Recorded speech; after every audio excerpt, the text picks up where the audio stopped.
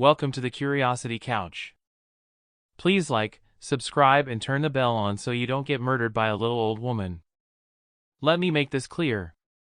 It wasn't some hardened criminal, or a scary-looking skinhead, or a badass gangster. It was a little old woman, but she was a legit killer. She'd shot her husband in the chest with a shotgun 2 years prior to me meeting her. She did not do any jail time because she had numerous witnesses that had confirmed her story of self-defense. The rumor around the hood told a different tale, but regardless, she had truly killed a man, and the shotgun that leaned in the corner of her foyer was probably the murder weapon. Anyway, I met this woman at the height of my drug addiction. I'm sober now, going on 6 years, but at the time I did opioids. My favorites were Percocets.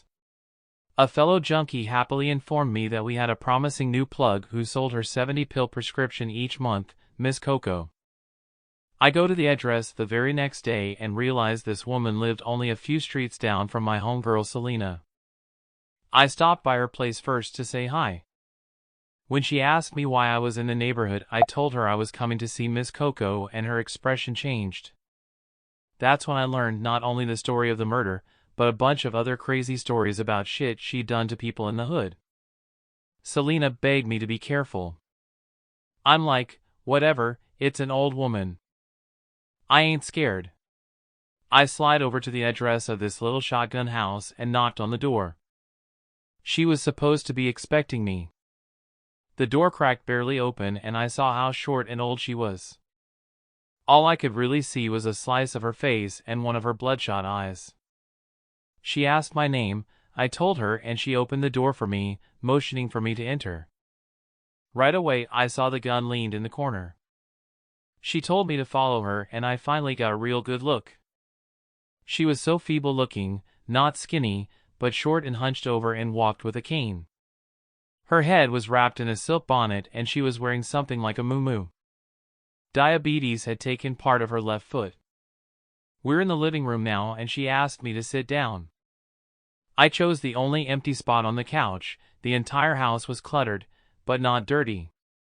Suddenly, an oddly placed rug on otherwise bare floors made me wonder how hard it was to get blood out of wooden floorboards. Did Selena say she actually killed that guy in here? She offered me a drink and a snack. She looked at me with surprisingly kind eyes. What a strange drug deal, I thought, but how sweet of her. I remember thinking Selena was foolish for buying into all the hood tales of how dangerous this woman was. I drank a soda, declined a snack, and purchased her entire script of pain pills. She'll be getting it filled again on the same day next month, she informed me. Okay, great, see you then. I returned on a routine schedule for several months, always drank a soda, declined a snack, and went happily on my merry, intoxicated way. I even got to know her a bit during my visits, her diabetes, her kids, how helpful weed was for her pain. I brought her a joint to share here and there. I even helped her move some furniture one day. Never a mention of her late husband though, and I wasn't going to ask. I had long forgotten any sort of wild ideas about this old, sweet woman possibly snapping at any moment. One summer month, it was my day to go to Miss Coco's. My boy Shane was with me already, so I decided to let him ride along. We show up, go inside, same routine as always. She looked at him somewhat suspiciously, but I told her he was good people and she allowed him in. During our little chat, Shane mentioned something about wanting to see a movie that had just come out. I cannot for the life of me remember which movie. Miss Coco got excited and told us she happened to have a bootleg of that exact movie that we could borrow. She let us look through a giant stack of bootleg, burn DVDs and borrow whatever we wanted. We took 3 of them and she simply asked that we return them when we were done. That night we decided to watch the one Shane had wanted to see, so we popped it into the player at my place. Immediately it was unwatchable. It seriously looked like a cell phone video. You could see people in the theater walking around in front of the screen. The guy filming was talking loudly to his date the entire time. Garbage. We laughed about it, assumed the other 2 were just as bad, and watched something else. A few days later I was going to hang with Selena, so I figured I'd swing by and return the DVDs to Miss Coco. I tried calling, but she didn't answer. I walked up to the doorstep and knocked, but still no answer. I figure, no big deal, I'll just leave him here by the door for her. She had a storm door that had a screen on the top half and was solid metal on the bottom half.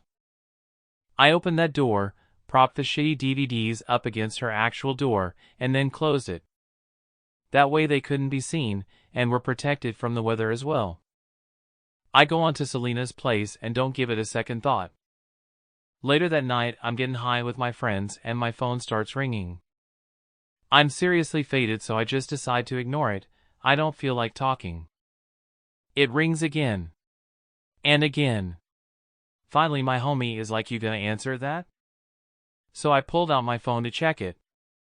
It was Miss Coco. She never calls me. Ever. Especially not late at night. Having her number in my phone was strictly for the purpose of me calling her on the 12th of each month to announce what time I'm coming over. That's it. Today was only the 9th. I thought maybe something bad had happened and she needed help. I called back and she picked up before it even rang one time. She was furious. I mean absolutely livid. She did not sound like the little old lady whose couch I chill on. She was extremely pissed about the fact that I had left her DVDs in the door. She lectured me about how a dumb-ass white person like me just doesn't understand how things work in the hood. Someone could have seen me leave them there, and could have come behind me and stolen them. I should have waited until she was home. I was disrespectful and rude and ungrateful, she went on and on.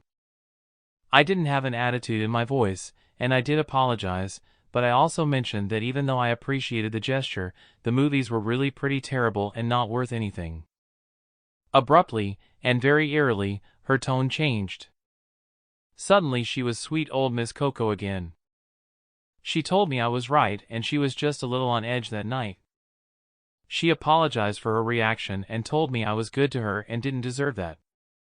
Then, she says, as a matter of fact, she had gotten her script early this month. She picked it up earlier today. Why don't I come on over and get it tonight? Now, any sane, sober person would have immediately noticed red flags here, but in my infinite knotted-out wisdom, I thought Junkie Jesus had performed a miracle for me and that my night was about to get even better. Time to get extra faded, brothers. I'll be back with more goodies ASAP.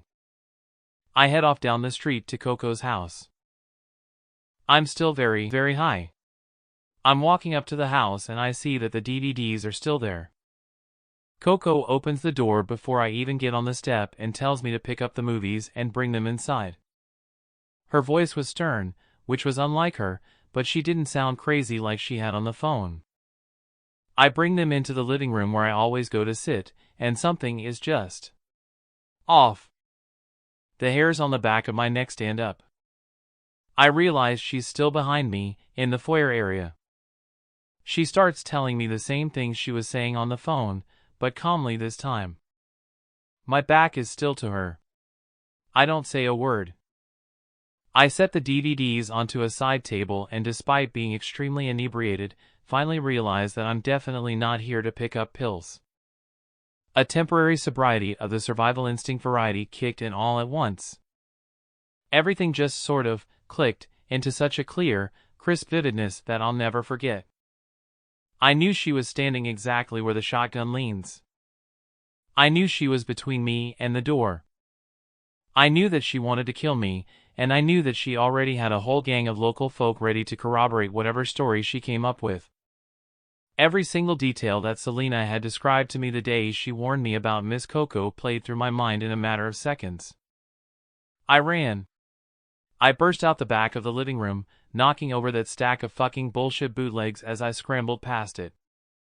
I'll be honest, once I had found my way out the back door, I wasn't that scared anymore. It's not like she was going to catch me. I circled back around the tiny house and took off down the street, probably before she even managed to hobble around and look out of the front door for me. I never did see if she actually picked up the gun.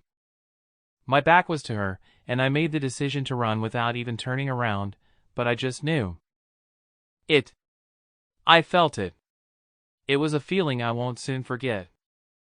The scary part was knowing just how absolutely mind-numbingly high I was, and how oblivious I was, until the very last second. And that's the story about how I was almost taken out by a crazy little old lady with a shotgun over the world's shittiest bootleg DVDs. Makes you wonder what small infraction her late husband committed. Yes, this is a true story, and I have lots more drug-fueled, wild encounters if any of you would like to hear more.